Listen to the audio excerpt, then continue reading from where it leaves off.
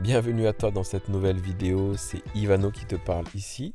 Je suis ravi de te retrouver encore une fois parce que dans cette vidéo, nous allons voir cette fois-ci 10 conseils pour garder une motivation à toute épreuve. C'est parti. Que ce soit pour faire un régime, travailler, se lancer dans un projet personnel, pas simple de toujours rester motivé, à moins de suivre nos 10 conseils pour garder une motivation à toute épreuve. Premier conseil, appliquer la méthode des 5 premières minutes. Qu'est-ce que je veux dire par là? Aussi appelée méthode des 5 premières minutes, l'idée est de se dire je me lance pour 2 ou 5 minutes. On commence petit en se disant par exemple je vais lire la première page d'un livre ou je vais juste écrire l'introduction de ce rapport ou je vais commencer à enregistrer par exemple cette vidéo que je suis en train de vous faire. Et finalement, petit à petit, la suite vient souvent sans effort. Car lorsque l'on commence à s'occuper d'une chose sans penser que ça va nous prendre un temps monstrueux, il est plus facile de continuer à s'en occuper. Et si ça ne vient pas, recommencez plus tard. Deuxième conseil, décortiquez votre objectif. Pour garder une motivation à toute épreuve, fixez-vous des objectifs clairs, mesurables et positifs. En particulier si la tâche à accomplir est difficile. Si vous souhaitez être plus musclé, par exemple, ne vous donnez pas seulement comme objectif être plus musclé, mais commencez par vous donner l'objectif de réussir à aller à la salle de sport 3 fois par semaine, par exemple. Beaucoup de gens essayent d'en faire trop et se fixent des objectifs inatteignables, ou trop d'objectifs en même temps, ou encore des objectifs trop lointains. Vous devez choisir un but que vous pouvez mesurer rapidement et vous concentrer dessus complètement. Troisième conseil. Vérifiez vos avancées. Pour rester motivé, nous avons besoin de savoir si nous nous approchons du but, d'atteindre des paliers. Si votre objectif final est de perdre du poids et que pour cela vous êtes fixé comme but de courir 20 minutes tous les matins, vous allez vite vous rendre compte si ça marche pour vous ou pas. En vérifiant vos avancées, vous allez pouvoir réajuster et vous recadrer. Et peut-être que courir tous les matins était un peu ambitieux, je n'ai finalement pas le temps ou je n'aime pas tellement ça. Ou au contraire, même, je peux passer à 30 minutes. Quatrième conseil, félicitez-vous. Les enfants aiment qu'on les félicite quand ils ont fait quelque chose de bien. Il faut savoir que les adultes aussi. Vous n'êtes plus un enfant, mais vous pouvez vous féliciter et vous récompenser vous-même. Offrez-vous un cadeau, un plaisir, un moment de détente après chaque étape accomplie. Ou simplement quand vous vous sentez fier de vos avancées. La technique de la récompense reprogramme le mental sur le plaisir de la récompense plutôt que sur la difficulté de la tâche. Cinquième conseil, trouvez du soutien.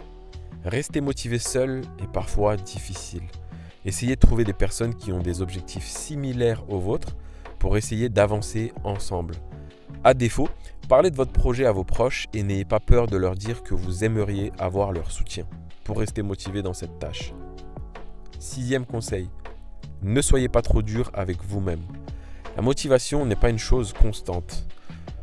Il faut savoir que c'est pour tout le monde pareil. Parfois elle est là, parfois pas. Une baisse de motivation peut survenir parce que vous êtes épuisé. Et c'est peut-être le moment de vous reposer. Elle peut aussi survenir parce que vous êtes préoccupé par autre chose. Cette chose vous tracasse et c'est le moment de régler ce problème. Ou alors vous perdez votre motivation à cause du projet en lui-même. Demandez-vous pourquoi. Pourquoi vous vous êtes fixé des objectifs trop ambitieux? Avez-vous essuyé un refus? Réfléchissez-y pour reprendre le contrôle de la situation.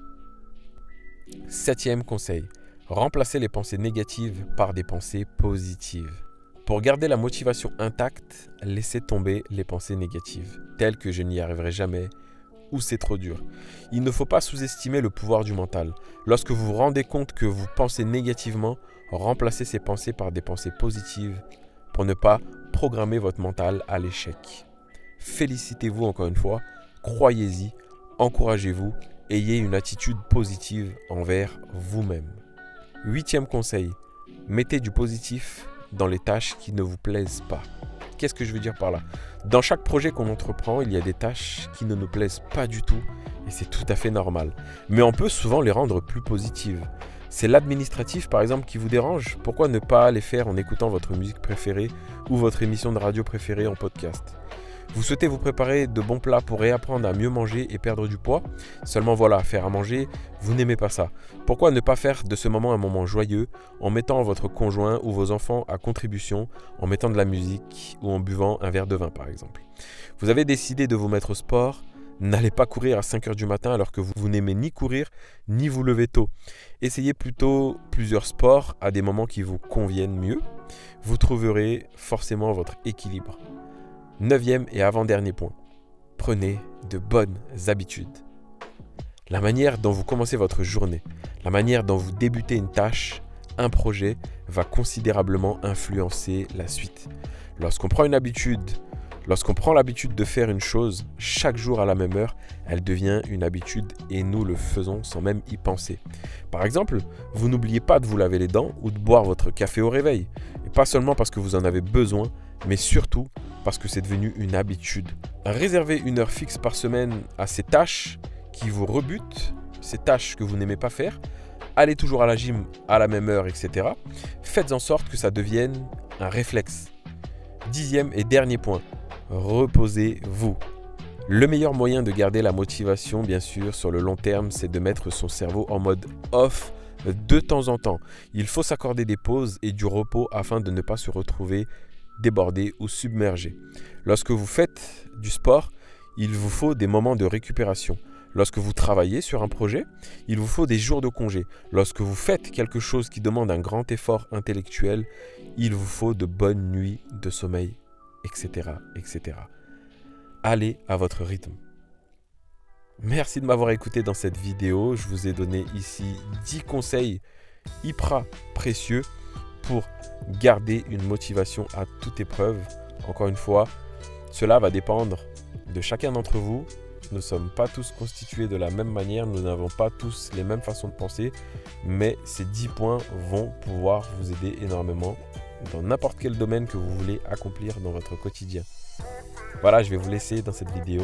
Je vous souhaite une excellente journée. C'était Ivano. Je vous dis à la prochaine. Ciao, ciao.